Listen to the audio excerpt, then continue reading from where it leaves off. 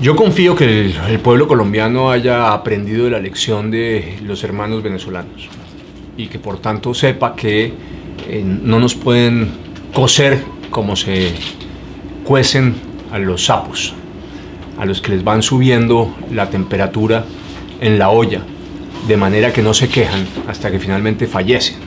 Ese es el sistema que han usado los modelos del populismo del siglo XXI en todo el continente. Llegan al poder por vías electorales, pero después de que están en el poder desmontan la estructura real del sistema democrático y se afianzan en el poder y van desmontando la institucionalidad de la democracia republicana, reemplazándola por una institucionalidad al servicio del gobernante de turno, es decir, de ellos, y al final terminan sofocando los derechos y libertades ciudadanos. Yo tengo claro que ese modelo no lo podemos permitir ni lo podemos tolerar en Colombia, y confío que ese panorama que usted pinta tan pesimista no ocurra. Pero para que no ocurra es indispensable que, en lugar del continuismo del gobierno Santos, sus aliados y las FARC, tengamos un cambio de rumbo en cabeza nuestra y nos permita retomar la senda del respeto a la democracia, del respeto al Estado de Derecho y al imperio de la ley y de la protección del libre mercado, focalizado todo el ejercicio del Estado en la superación de la pobreza de una inmensa cantidad de colombianos que vive efectivamente en esas condiciones y que demuestra que en todo caso, y es verdad, el sistema tiene unas fallas que tenemos que superar. Lo que ocurre es que el socialismo no es una solución. El socialismo ha demostrado su fracaso en la historia, fracasó en la Unión Soviética, en los países de la cortina de hierro, fracasó en China, fracasó en Vietnam y fracasa hoy en Cuba y de manera estruendosa en Venezuela. De manera que el objetivo de superar la pobreza no se consigue por vías socialistas. El camino es uno completamente distinto. Yo lo llamo el capitalismo popular. Ese es el camino que tenemos que seguir en nuestros sistemas democráticos en América Latina.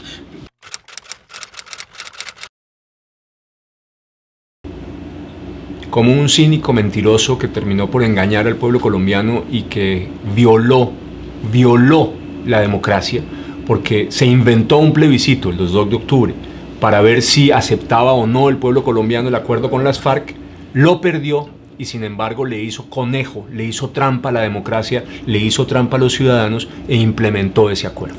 Es que el presidente Santos es el sembrador de la desconfianza y de la polarización política en Colombia. El presidente Santos se hizo elegir con las banderas del presidente Uribe. Y no se trata acá de que haya traicionado al presidente Uribe. No, traicionó a los ciudadanos, traicionó a los electores, traicionó a aquellos que manifestaron su voluntad votando por él, por unas políticas y unos programas que él encarnaba y que él dijo que iba a implementar en su gobierno, para apenas unos días después de haber sido elegido, traicionar a esos electores y empezar a gobernar con unos programas y unas políticas completamente opuestas. Y después profundizó esa desconfianza y esa traición al elector cuando cita este plebiscito, que se lo inventa, se lo saca del sombrero, lo pierde y a pesar de perderlo, implementa el acuerdo que fue negado en las urnas. Así lo va a recordar el pueblo colombiano. Yo creo que el régimen de Maduro es un régimen mafioso, fundamentalmente mafioso. Más allá del contenido ideológico que haya detrás, lo que hay ahí es un conjunto de intereses de carácter criminal de muchísima gente vinculada a distintas formas de corrupción dentro del Estado venezolano. Están los carteles de los soles y los comisarios profundamente vinculados con el narcotráfico. Están los carteles que controlan el contrabando en la zona de frontera. Están los carteles vinculados con la especulación con el dólar y las distintas tasas que hay al interior del Estado venezolano para ello.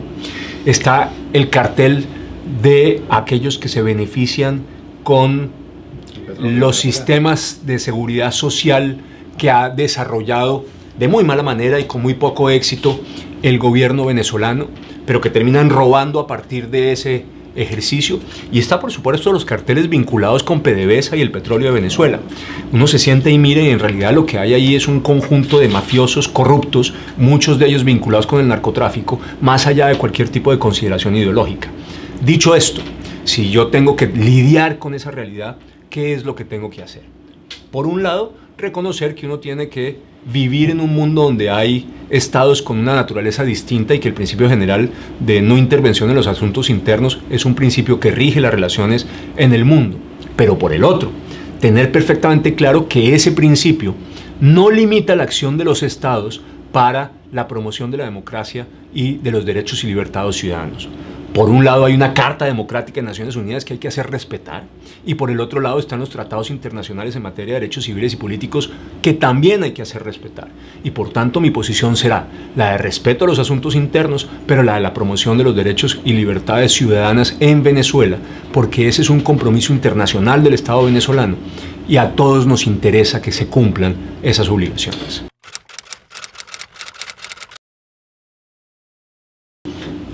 Primero, yo creo que el pueblo colombiano tiene que estar agradecido con el pueblo venezolano. Durante muchos años hubo una migración colombiana hacia Venezuela y esos colombianos fueron recibidos en general de buena manera y en buenos términos por el pueblo venezolano. Aquí tenemos necesariamente que tener un ejercicio de reciprocidad con el pueblo venezolano, a quien no hay que confundir con el gobierno de Venezuela.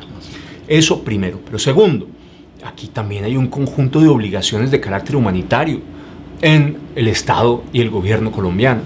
Y aquí es indispensable, por tanto, generar unos mecanismos que le permitan a los venezolanos en Colombia vivir tranquilamente y además desarrollarse en términos de oficio y de trabajo. ¿Cómo? ¿De qué manera? Yo sugiero la expedición de visas humanitarias que permitan, mientras que la situación venezolana siga siendo la que es al otro lado de la frontera, que los venezolanos en Colombia se puedan estar de manera legal y además puedan trabajar.